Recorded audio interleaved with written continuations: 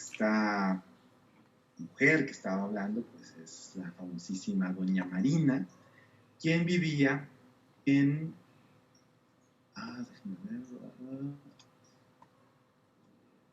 quien vivía en esta región cultural, que es la famosísima Chontalpa. Concretamente en una de sus unidades políticas, que ahorita vamos a verla con un poquito de detalle. Primero tenemos que contextualizar la Chontalpa en un mundo mayor, en este mundo que les comento que es el sureste de Mesoamérica, una de las subdivisiones de nuestra macroárea cultural de la que somos herederos y que era frontera con otra área que es esta área intermedia. Así como hay un espacio que es el norte de Mesoamérica que es frontera con otra gran área cultural llamada Ariboamérica, la cual también somos herederos los mexicanos. Aquí, en la región sureste, los mesoamericanos eran vecinos del área intermedia, de estos chibchas que estábamos viendo, que ya los españoles andaban ahí tratando de conquistarlos desde Panamá. Bueno, este era un espacio con una gran diversidad de pueblos, con una historia, bueno, antiquísima que se puede remontar varios milenios y que con un invitado que hubo también en este ciclo de conferencias, nuestro querido Takeshi, bueno, ya tiene varios milenios para atrás de lo que estábamos pensando originalmente y que cuyo epicentro, por cierto, son las tierras tabasqueñas. Y bueno, este sureste de Mesoamérica tenía una característica muy importante, a diferencia del centro en la misma etapa del posclásico terminal. No había un gran poder, un gran estado que lo dominara todo, o siquiera alguna de sus grandes subregiones, por así decirlo, ¿no? Lo más cercano tenían pues un dominio sobre los valles centrales de Guatemala, pero realmente la característica de esta región mesoamericana era una gran fragmentación política. Dentro de este universo existía un pueblo muy antiguo llamado Chontales, quienes se autodenominan Yoko Yinik, es decir, hombres verdaderos, y que a inicios del siglo XVI, conforme a Peter Gerhardt, que es un geógrafo, historiador muy serio, que se ha dedicado a estudiar esta región, por lo menos había 200,000 chontales aquí en las tierras bajas tabasqueñas y vivían en una tierra comprendida entre el río Copilco y el río Champotón, y a la tierra adentro sus residencias llegaban hasta Tenosique y hasta las montañas occidentales de Chiapas. Y bueno, tuvieron una enorme habilidad los chontales en el posclásico para hacer de su tierra, la Chontalpa, el principal nodo, como bien nos decía nuestro querido Pepe Nieves, el principal nodo que vinculó el área maya con el resto de Mesoamérica y que permitió el intercambio de todas las regiones del área maya. Las tierras altas de Chiapas y Guatemala, las selvas centrales y las tierras bajas de la península de Yucatán durante el posclásico tardío. Como les comentaba, son un pueblo muy antiguo. Tomás Pérez en un artículo nos habla justamente de cómo los chontales del posclásico eran los descendientes de los pueblos cholanos que habían construido esas grandes ciudades de las tierras bajas centrales durante el clásico. Y esta lengua, el cholano, además es la lengua de las inscripciones en las cuales están todas las estelas del mundo maya, ¿no? Y que, bueno, hoy en día los lingüistas están haciendo un trabajo extraordinario para comprender estas lenguas y reconstruir lo que pudo haber sido este cholano de las estelas. Y bueno, el chontal hoy en día está emparentado con otras lenguas, con el chol, con el chorti y con el choltí, que también se hablan en América Central. Bueno, la chontalpa por sí sola le daba al mundo, bueno, a Mesoamérica y al área intermedia, hablan en una moto, ya, le daban por sí sola el cacao, que como bien recuerdan era la moneda de Mesoamérica. De hecho, olvidé comentarles, cuando Colón se encontró esa famosa canoa ahí en las islas de la bahía, y esto nos hace pensar que eran mesoamericanos los que iban en esa canoa, o que por lo menos pues comprendían muy bien cómo funcionaba la cultura mesoamericana. Colón nos dice que se les cayeron ahí unas almendras y que la gente se puso a recoger esas como almendras como locos, ¿no? Como si se les hubiera caído un ojo, así dice. Y pues esto no era otra cosa más que cacao, porque era pues literalmente el dinero mesoamericano. Y bueno, había otros recursos propios de estas tierras, como pieles de jaguar, de venado, caparazones de tortugas, el copal, que bueno, era muy importante en el mundo mesoamericano, los tintes y, bueno, aparte de esto que podríamos decir que eran materias, productos naturales, había manufacturas como la famosa cerámica anaranjado fino y también unas figurillas, que estaba leyendo eso hace un momento, que había platicado con el señor secretario hace unos días, unas figurillas de Jonuta, que eran muy populares en el conjunto de Mesoamérica. Bueno, y como nodo distribuidor del área maya para Mesoamérica, la chontalpa podía ofrecer una cantidad así impresionante a el resto de los pueblos mesoamericanos, particularmente, bueno, a los comerciantes pochtecas, como bien es sabido, que venían desde el centro de Mesoamérica, desde México, Tenochtitlán, hasta la Chontalpa, sobre todo hacia Xicalango, para el intercambio. Y los chontales les podían dar, bueno, conchos y caracoles de Nicaragua, que llegaban desde el área Chicha, plumas de quetzal de la Verapaz, pieles de jaguar del Petén, ámbar de Chiapas, jade, cristal de roca, piedra volcánica y bueno, un montonal de cosas. Y a su vez, ellos le podían dar al resto de los pueblos mayas textiles, obsidiana, que bueno, era como el metal de la época, obsidiana verde, madejas de pelo de conejo, que eran muy importantes para los tejidos y demás, objetos de oro y cobre del occidente de Mesoamérica, piedras verdes de cristalinas e inclusive turquesa que venía desde Ayudamérica. Bueno, y estas cosas entre muchas, pero muchas otras más géneros y productos que se comercializaban en este espacio, que era uno de los grandes nodos comerciales del mundo mesoamericano. Como bien decía Pepe, los chontales son llamados los fenicios de América porque viajaban por rutas terrestres, fluviales y marítimas que conducían, bueno, a toda esta región así del sureste de Mesoamérica. Podían llegar al Petén Itzá, capital de los famosos mayas Itzás, después de la caída de Chichén Itzá. Podían llegar navegando hasta la península de Yucatán y la recorrían toda la península de Yucatán y arribaban a las ciudades portuarias del Golfo de Honduras, sobre todo a dos llamadas Nito y Naco. De hecho, el chontal era la lengua de los comerciantes de la península de Yucatán. Yo aquí tengo una hipótesis que aprovecho para compartirse.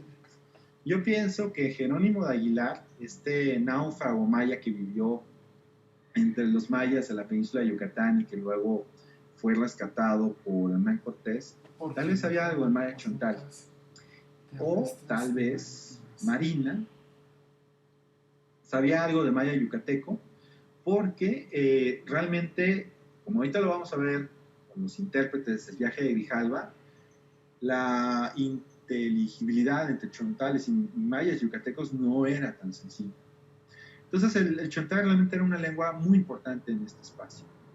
Y bueno, otra cosa que también es importantísima, los chontales de una de estas unidades políticas de la Chontalpa llamada Acalan, le habían impuesto tributo a Chetumal, Chactemal, que era una de estas provincias de los mayas yucatecos que estaba en la bahía de Chetumal, entre Quintana Roo y Belice. Algo muy importante es que los chontales aprovechaban todo este sistema de ríos, toda esta cuenca maravillosa que sus aguas fluyen desde las tierras altas de Guatemala hasta el Golfo de México. De hecho, recuerdo mucho cuando, ahora que Pepe recordaba a Juan Carlos, con quien tuve el gusto de participar hace un año en un evento conmemorativo en Centla, cuando veníamos sobre la carretera, Juan Carlos me estaba diciendo que las mejores tierras de Guatemala estaban en Tabasco, precisamente porque este sistema de ríos, bueno, ha llevado una cantidad así de tierras riquísimas al Edén tabasqueño para que, bueno, haya una exuberancia natural impresionante. Y bueno, los mayas chontales remontaban todos estos ríos, había un sistema de ciudades ribereñas y había pues muy bien estructurado todo un sistema comercial por todos estos ríos por donde iban y venían hombres, productos, ideas y bueno, historias a más no poder. Y otra cosa muy importante, también ya se las adelantaron, los chontales inclusive tenían un barrio en la ciudad de Nito. Esto lo sabemos porque, como bien recuerdan, Hernán Cortés trató de llegar a las Higueras y sería una pérdida así monumental por las tierras bajas, y en su búsqueda del Golfo de Honduras, un mercader de Acalan le dijo, y aquí lo cito, y tenía su casa y asiento, este mercader, y su asiento de mercadería en el pueblo donde residían los españoles que yo iba a buscar, que se llama el pueblo Nito, donde había mucha contratación de mercaderes de todas partes, y que los mercaderes naturales de Aculán tenían en él un barrio por sí, y con ellos estaba un hermano de Apascolón, señor de Aculán. Como ven, realmente había una comunidad muy importante de mayas chontales que estaban en estos sitios y bueno, y en otros tantos, que los que no tenemos noticias, ¿no? Para el comercio y para el intercambio, como hemos visto, de productos tanto de Mesoamérica como del área intermedia. Bueno, a pesar de su unidad cultural y lingüística, la Chontalpa era un espacio que estaba dividido políticamente. Algunos de sus principales unidades políticas eran Otonchán, Xicalango y el mismo Acalan. De ellas vamos a ver con un poco más de detalle Otonchán, porque es el punto al que va a llegar Grijalva en 1518. Otonchán o Tabasco dominaba todo el territorio comprendido entre los ríos Nuevo y Usumacinta. Su capital se piensa que estaba como a 2,5 kilómetros de la playa y era una tierra muy rica, como habíamos visto por eso de los depósitos aluviales, y había muchos cacautales, eso lo apunta a las casas, de que era una tierra rica en cacao. Y esta ubicación estratégica hacía que, bueno, por aquí pasaron una serie de rutas importantísimas para Mesoamérica. Solamente esta provincia por lo menos tuvo unos 25.500 habitantes y había una gran cantidad de asentamientos a lo largo de este espacio. Pensemos, si Toda la Chontalpa por lo menos tenía 200,000 habitantes. Bueno, este espacio debió haber estado muy, pero muy poblado. La capital, inclusive, Pedro Mártir Langlería, que es este cronista de principios del siglo XVI, nos cuenta lo siguiente sobre la capital, sobre Potonchán. Cuentan que a la orilla del río se extiende una ciudad tan grande que no me atrevo a decirlo. El piloto Alaminos asegura que tiene legua y media y 25,000 casas. Sus compañeros restringen el tamaño y el número, confesando, no obstante, que es enorme y famosa. Sus casas, muy bien construidas, de piedra y cal, con arte arquitectónico, están separadas por huertas. Y bueno, esta es una imagen de Comalcalco, pero nos puede dar una idea de esta enorme ciudad que era un centro comercial importantísimo del sudeste de Mesoamérica. Bueno, una cosa que estaba olvidando nada más decir, que Alaminos muy probablemente se entrevistó con Pedro Mártir Langlería. Alaminos, este piloto es muy interesante, también va a entrevistarse con Gonzalo Fernández de Oviedo, otro cronista, y probablemente, o sea, estas cifras, como les comento, o sea, debido a lo populoso que era la América prehispánica, no están muy erradas. Llegó el momento, por fin, de ver este momento de encuentro entre los mayas chontales, entre el sureste de Mesoamérica y el mundo hispano.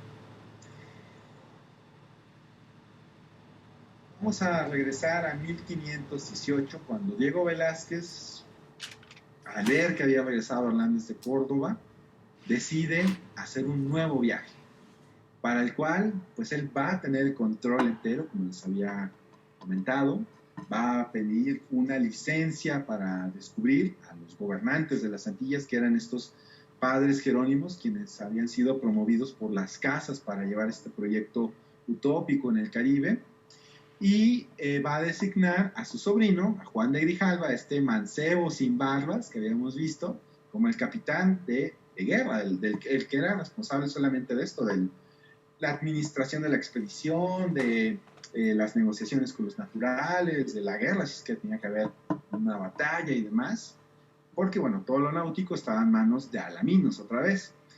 Aparte iba a haber otros personajes para la administración de esta expedición. Juan de Grijalva, el mancebo sin barbas, realmente pues ya tenía edad para tener barba, había nacido en 1490 en una ciudad del norte de España llamada Cuéllar, y había pasado al Nuevo Mundo en 1509 junto con, más bien, bueno, sí, bueno, había pasado en 1509, aunque Diego Colón había viajado en 1508. Pero bueno, él se enmarca en este gran movimiento que se dio con la llegada de Diego Colón, que fue un momento de renovación ahí de conquistadores y de exploradores hacia 1508-9. Y después, como habíamos visto, había formado parte de esta expedición que sometió la isla de Cuba tanto en 1511 como en 1513. Bueno, Velázquez va a organizar una armada con varios barcos. La capitana se llamaba San Sebastián. Había otras dos carabelas llamadas la Trinidad y San Sebastián, y un bergantín llamado Santiago. Que los bergantines eran naves no tan pesadas y que de menor calado, y que su objetivo era que pudieran navegar por arrecifes o que se pudieran meter a los ríos, ¿no? Los pilotos van a ser los mismos del anterior viaje, más uno que no sabemos su nombre, y el capitán de todos los pilotos va a ser este famoso Antón de Alaminos. Los capitanes de guerra de los otros barcos van a ser Pedro de Alvarado, Francisco de Montejo y Alonso de Ávila, que todos, bueno, son después conquistadores de esta región del sureste de Mesoamérica.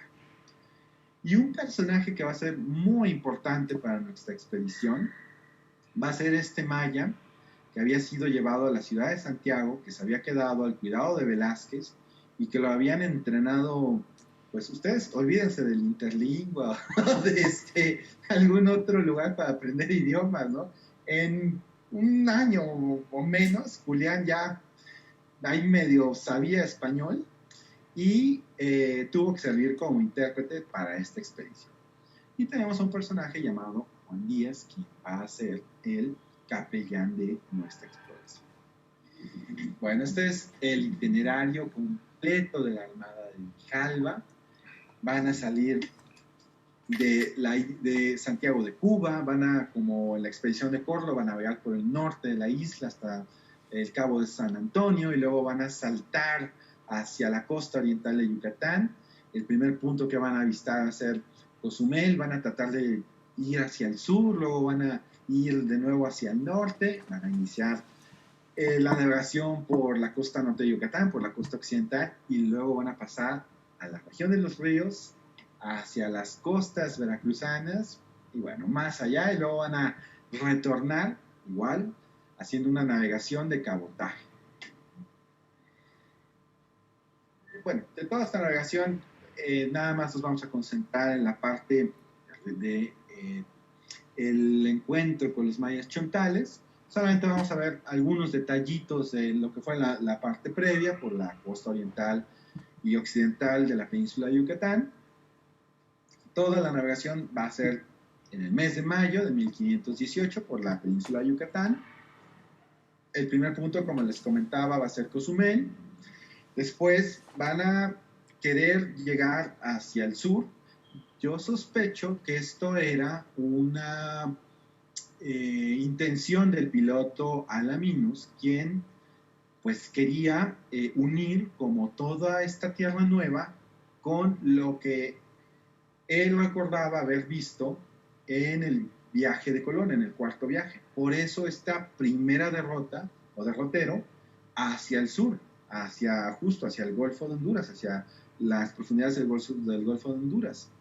Pero bueno, no pudieron. O sea, realmente el arrecife mesoamericano, que si hoy en día es una de las grandes maravillas naturales de la Tierra, en el siglo XVI ha de haber sido fantástico, un hervidero de vida, de, bueno, peces, tortugas, manatís, y gente, ¿no? Navegando por aquí, por allá.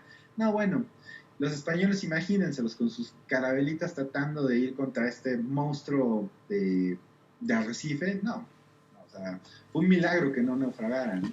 De hecho, hasta durante toda la época colonial, los pilotos le tenían bastante miedo a navegar por esta costa oriental de la península de Yucatán. Estoy recordando el caso de un oficial de la Armada de Barlovento que en 1725 le habían encargado combatir a los piratas, a los cortadores de palo de tinte de Belice, y traía un barco de los más grandes de la época, un navío de línea, que eran estos famosos barcos con muchas esclusas para tener cañones, para agarrarse a cañonazos con otros barcos, y él llevó un barco de 120 cañones hasta Cozumel y dijo, no, yo no me meto ahí a ese arrecife, o sea, voy a encallar y voy a naufragar en un 2x3, ¿no? Bueno, entonces imagínense, si en el siglo XVIII les daba miedo, que ya habían pasado 200 años, o 300, imagínense en este momento, ¿no? Bueno, entonces van a llegar hasta la Vía de la Ascensión y de ahí se van a regresar y van a llegar luego a Campeche. Los campechanos en un primer momento van a ser amigables, pero ya después van a decir, bueno, creo que ya llegó el momento de que pues, continúen con su navegación, ¿no? Después vamos a tener la navegación por Tasco. Van a estar primero en un lugar en Laguna de Términos, al que van a bautizar como Puerto Deseado. Van a estar ahí reparando una barca entre finales de mayo, principios de junio de 1518, y después van a partir de este lugar, de este Puerto Deseado, hacia los ríos chontales, y van a interactuar con las poblaciones de la región en un periodo corto, pero muy importante, entre más o menos el 5 y el 11 de junio de 1518. Algo que va a ser trascendental para este encuentro va a tener lugar justo en la Laguna de Términos, Aquí van a tomar a unos pobres navegantes que estaban pues en una canoa transitando por Laguna de Términos y se los van a repartir entre los barcos. Aquel que estuvo más dispuesto a colaborar con los españoles lo va a reservar Grijalva para su barco, lo van a bautizar como Pedro Barba y van a continuar con pues toda la navegación hacia, hacia el sur, hacia el suroeste. Pero Barba les va a dar una relación de la Tierra en este momento de navegación. Y esto va a ser muy interesante, ¿no? Este es el espacio donde estaban otras dos unidades de parte de Potonchán, donde estaba Xicalango y donde estaba Acalan. Entonces probablemente Pedro Barba les estaba dando pues una visión de lo que eran sus tierras, ¿no? O las tierras por donde él había transitado, ¿no? Conforme a Gonzalo Fernández de Oviedo, que es el historiador español del siglo XVI que nos da la versión más detallada del viaje de Grijalva, porque platicó con Alaminos y probablemente tuvo en sus manos documentos que le proporcionó Alaminos. Pedro Barba dijo lo siguiente sobre estas tierras: que desde el pueblo de Chan a otro que se dice Chatel, la tierra adentro, es la isla de Yucatán. Y hay 3 días de andadura, y que en Chatel hay un río que se coge mucho oro, en que de allí se trae todo el oro que los indios tienen. Y hay muchas sierras y montañas, y que de una costa a otra, en la dicha isla, hay 50 y 60 días de andadura. Es una visión muy interesante. Fernández Oviedo va a interpretar que Pedro Barba les estaba hablando del Océano Pacífico, pero muy probablemente, más bien, les estaba refiriendo a lo que eran estas rutas que unían el Golfo de México con el Golfo de Honduras, por donde justo llegaban estos materiales como el oro del área intermedia, ¿no? ¿Acaso el río del que nos estaba hablando sería el Motagua o alguno de estos grandes ríos guatemaltecos que llegan al Golfo de Honduras? Y bueno, los navegantes van a continuar con su travesía y después del puerto deseado van a llegar a los ríos de San Pedro y San Pablo. Y aquí Las Casas cuenta que pues era un espacio muy poblado y que toda la gente en la ribera se quedó estupefacta cuando vio los barcos, se congregó en la ribera o salieron con sus canoas y todo el mundo se quedó muy expectante así de ver estos barcos que estaban ahí arribando a sus tierras. Y después va a llegar el momento pregnante. Tras navegar 5 leguas, van a encontrar la desembocadura del Usumacinta y van a quedarse boquiabiertos ahora los españoles al ver tremendo río. Ya querían meterse con las carabelas y todo, cuando de repente se dieron cuenta que estaba ahí la barra del río, y fue así de el volantazo en el último minuto para no encallar, y acordaron que los barcos más chicos, sobre todo el bergantín que lo estaba platicando, junto con los bateles, que son las lanchitas así que son impulsadas a remo, remontaran el río para explorarlo y que los barcos de calado más profundo pues se quedaran ahí en la ribera, ¿no? La costa. Y aquí va a ocurrir una cosa muy interesante, ¿no? Estos barcos van a iniciar el remonte del río, pero los chontales, que ya sabían, Bernal Díaz del Castillo nos dice eso, que ya sabían de la batalla de Champotón, debido a esto, van a, y aquí cito a Pedro Martí Langlería, los chontales ocuparon ambas orillas del río en número de 6,000 hombres, armados con escudos dorados, arcos y flechas, como asimismo de anchas espadas de madera y astas chamuscadas para guardar la costa e impedirles desembarcar. Y bueno, va a ser impresionante esto. Los españoles van a tratar ahí de desembarcar en un palmar cerca de Potonchán, pero de inmediato van a llegar 50 canoas con guerreros. Se dice fácil, pero imagínense la cantidad de gente que era, y les van a impedir acercarse. Y bueno, los españoles van a quedarse, como bien les digo, boquiabiertos de tremendo río. Y aquí nos sirve un documento que es imprescindible, que fue editado por el Centro de Estudios Mayas de la UNAM, como parte de las relaciones histórico-geográficas de Yucatán. Es la relación de la villa de Santa María de la Victoria de 1579. Hacia 1580, el rey Felipe II mandó unos cuestionarios para que en todo el imperio americano le mandaran relaciones de las diferentes comarcas, y la gente de Tabasco, ya asentada, los españoles, mandó su respuesta, ¿no? Y mandó esta descripción del río Cinta Grijalva, que bueno, era una cosa increíble, ¿no? También me voy a permitir leer así nada más una parte. Bueno, los españoles pudieron apreciar que el torrente era caudaloso y de mucha hondura, entrando de la barra adentro porque tiene 8 y más brazas de agua. Tiene de boca 1/4 de legua. Tiene en el medio de ella unos bajos que tienen, cuando bajamar, 5 y menos palmos de agua. Es todo en la arena. Tiene 2 barras por donde se entra en el dicho río. La una de ellas, a la parte del este, de 8 y 9 palmos de hondura.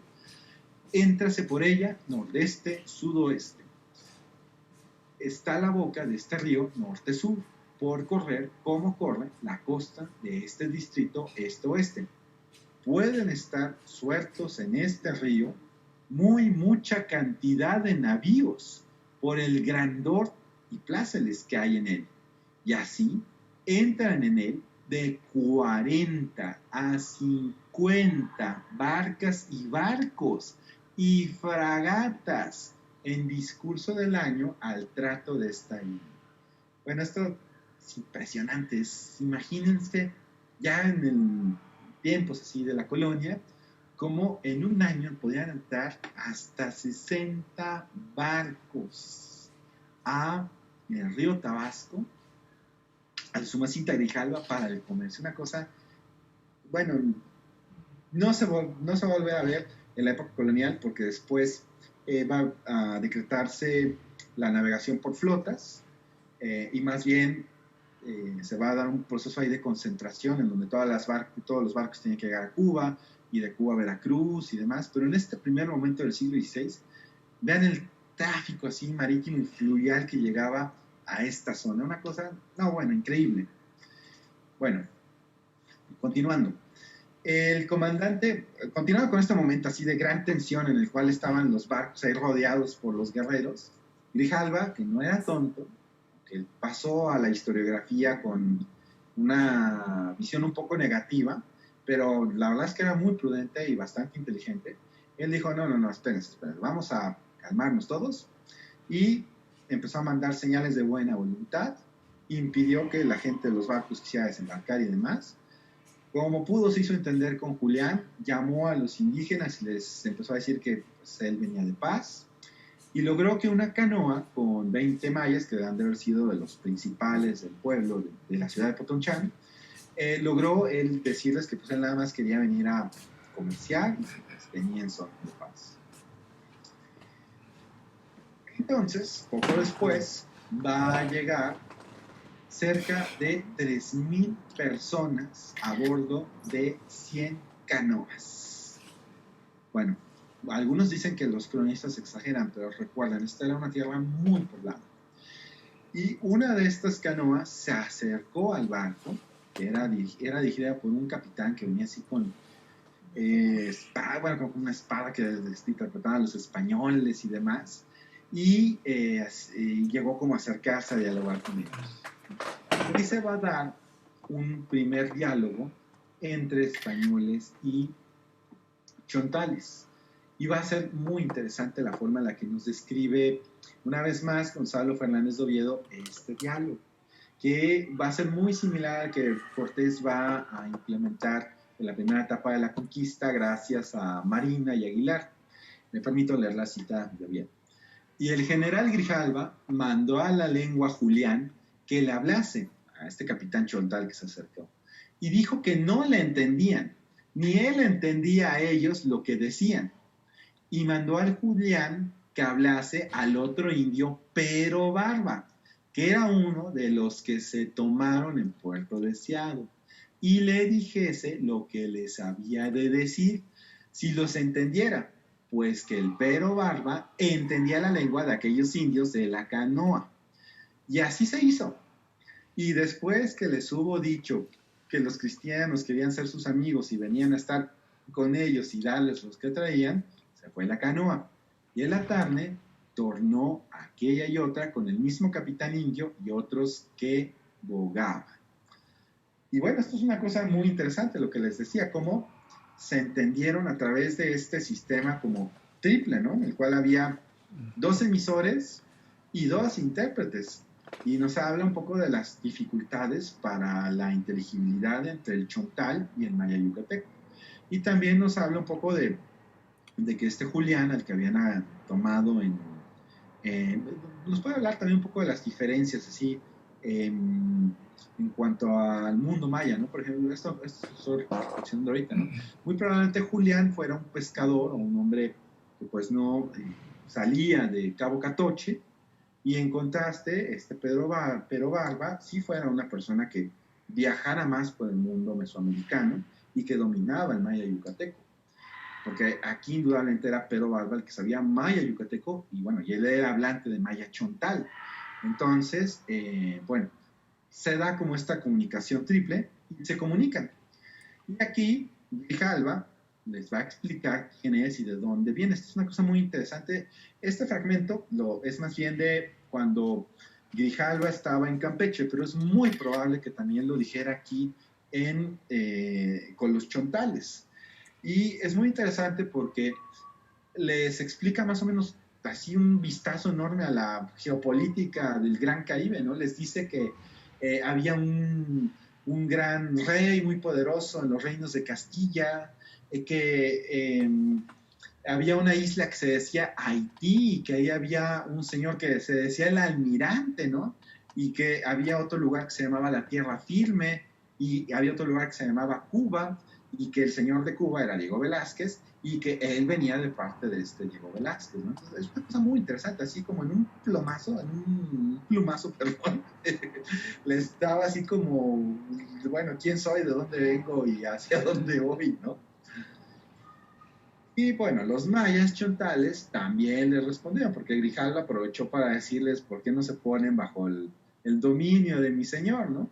Y los chontales dicen que muchas gracias, pero que ellos ya cuentan con su propio gobierno, con sus propias leyes, y que son hombres muy esforzados, que son grandes guerreros y que se pueden dar a respetar, y que sabían que ya los de Champotón les habían ganado una batalla, lo cual nos habla de cómo las noticias viajaron por toda esta región. Y bueno, el mensajero finaliza este primer diálogo con una serie de regalos para estos navegantes misteriosos. Y les va a dar una máscara de madera grande dorada y unas plumas de papagayo, y bueno, y así varias cosas, ¿no? Pero esto era como lo más notable, ¿no? Y yo aquí puse justo una imagen de estas máscaras chichas de Colombia, que tal vez no las colombianas, pero tal vez algunas de Centroamérica llegaran hasta la región chontal, o bien pudo haber sido una máscara mesoamericana, y bueno, y ahí hay unas plumas de papagayo y otras aves. Después de este contacto inicial, ya los dirigentes mayas de Potonchán van a dialogar entre sí y van a acordar que conviene ver quiénes son estos hombres, tener un entendimiento pacífico. O sea, la buena gestión de Grijalva, el haber sido prudente y el haber dado, a diferencia de Hernández de Córdoba, que se alocó en Champotón y que luego quiso batalla, Grijalva con mucha calma dijo, no, vamos a llevar las cosas tranquilamente, y los chontales van a reaccionar de un modo positivo ante ello, ¿no? Y el mismísimo cacique llamado Tabasco va a viajar a la nave capitana y va a subir a la nave capitana. Las Casas dice que Grijalva lo tomó de la mano, lo paseó por el barco y después iniciaron un diálogo. Y bueno, al cacique Tabasco le fue bien porque luego en las playas de Veracruz a los enviados de Moctezuma, Grijalva se los agarró a besos y andaba muy afectuoso. Bueno, Y aquí se va a dar el intercambio de dones. Y aquí esto es una cosa impresionante. El cacique Tabasco personalmente va a vestir a Grijalva con una serie de regalos de oro. Aquí las casas nos va a dar esta relación. Y también leo nada más una parte. Comienza a sacar piezas de oro y algunas de palo cubiertas de hojas de oro, como si las hubiera hecho para Grijalva su marido. Y el cacique, por sus mismas manos, comienza a armar desde los pies hasta la cabeza, quitando unas si no venían bien y poniendo otras que con las demás convenían. Y así lo armó todo de piezas de oro fino, como si lo armara de un arnés cumplido de acero hecho en Milán. Sin la armadura le dio muchas otras joyas de oro y de plumas, de las cuales algunas abajo se referirán, cosa digna de ver la hermosura que entonces Grijalva tenía, y mucho más digna y encarecible considerar la liberalidad y humanidad de aquel y el cacique. Y les pongo aquí al costado piezas igual del Museo de Oro de Bogotá, de Colombia, de las piezas chipchas, que no sabemos. En una de esas pudieron haber sido piezas de esta región, con las que vistió Grijalva, perdón, con las que fue vestido Grijalva, ¿no? O pudieron haber sido también piezas mesoamericanas. Y después de esto viene... esta imagen no es propiamente de Tabasco, esto es ya de Veracruz. Es justo el pobre delegado ahí de Moctezuma que se agarró de esos Grijalva y que estaban ahí comiendo en las orillas, ¿no?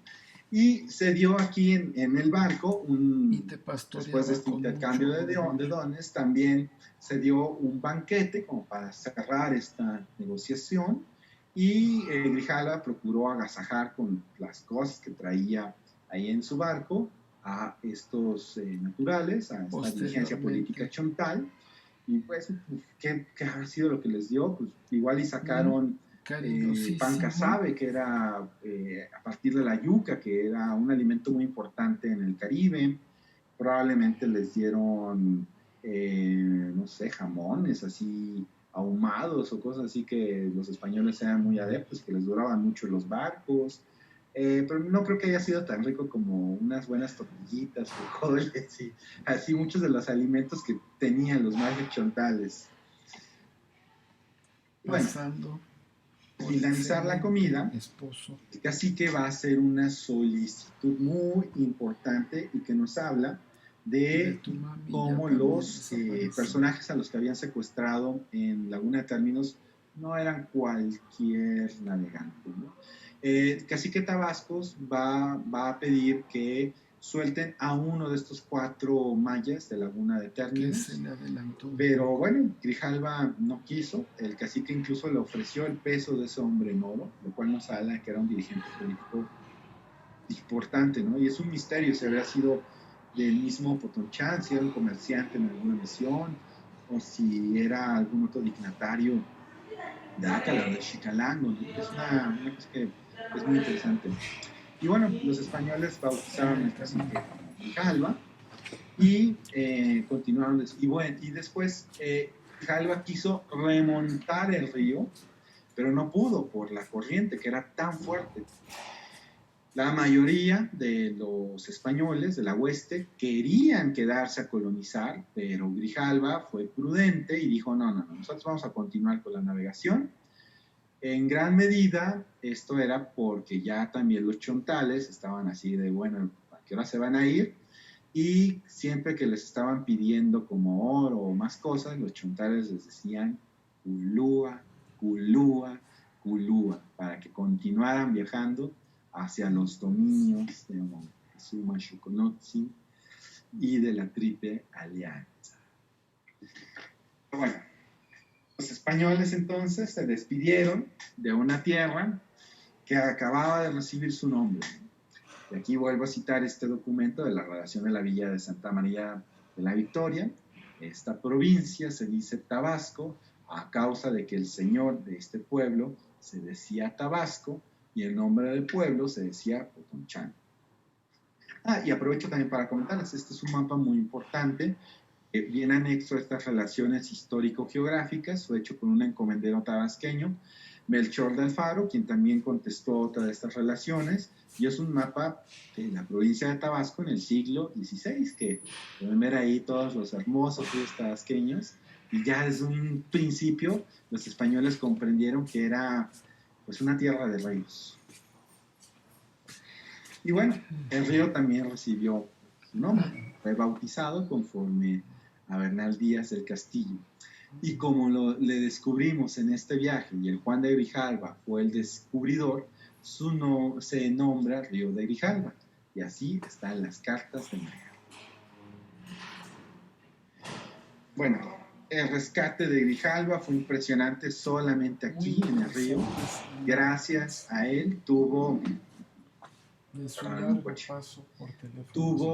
un atisbo de los ríos mesoamericanos, de los ríos mayas y de las riquezas de estas tierras. Antes de llegar a las playas de Veracruz ya sabía que este era un espacio muy rico y en ello, bueno, recibió una gran cantidad de bienes que pues después fueron llevados a Cuba y le dieron a Velázquez, bueno, pues empezó a frotarse las manos, ¿no? De ver las maravillas de las tierras chontales y de las tierras mesoamericanas. Y bueno, va a seguir la navegación a Culúa. Grijalva va a tener ahí encuentros con delegados del Imperio Mexica, con autoridades mexicas, y va a tener una idea mayor. También va a haber intercambios ahí de regalos y demás. Todavía van a continuar con la navegación por la costa de Mesoamérica hasta más o menos el río Pánuco, y desde ahí van a volver costeando hacia la península de Yucatán para retornar a la isla de Cuba. Y bueno, como les había comentado, es un primer momento de encuentros, y de encuentros en los cuales unos y otros tienen una primera visión y tienen ideas sobre lo que va a ser su interacción, sobre las tierras, sobre los personajes.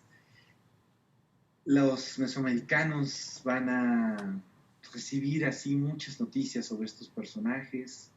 Las noticias sobre la expedición de Grijalva seguramente viajaron por todo este sistema de ríos y de navegaciones por mar y de rutas por tierra.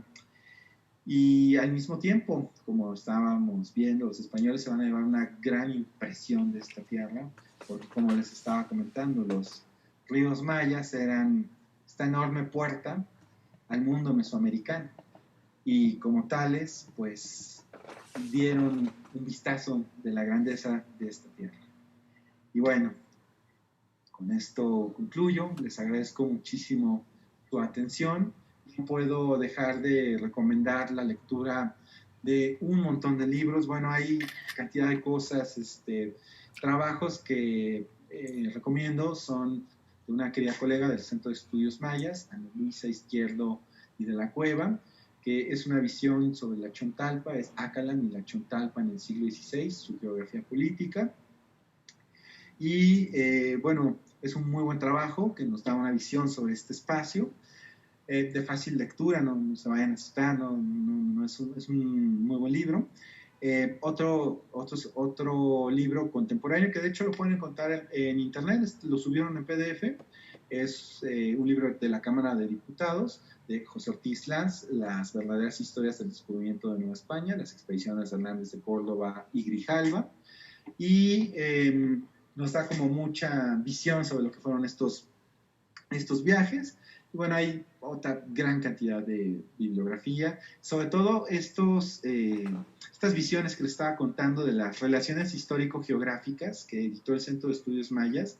En el volumen 2, si no me falla la memoria, es donde se encuentra toda la relación de la villa de Tabasco, de Santa María de la Victoria. Y bueno, son publicaciones que les pueden dar una visión. Sobre este primer viaje también contamos con fuentes primarias. Está el itinerario de la Armada, que bueno, es fascinante. Es el itinerario que va llevando un personaje de la armada de Grijalva y que nos van narrando los diferentes parajes por donde van, ¿no? Y bueno, hay otros grandes estudios, el de Shorts de los Chontales de Acalantichel, es una obra clásica sobre los mayas de esta región. Bueno, hay una gran cantidad de libros que, bueno, ahorita no están así como tan a la mente, pero si me dan oportunidad, pues ahí se los puedo ir luego compartiendo. Y pues una vez más, agradezco a todos su atención y quedo pues a su disposición y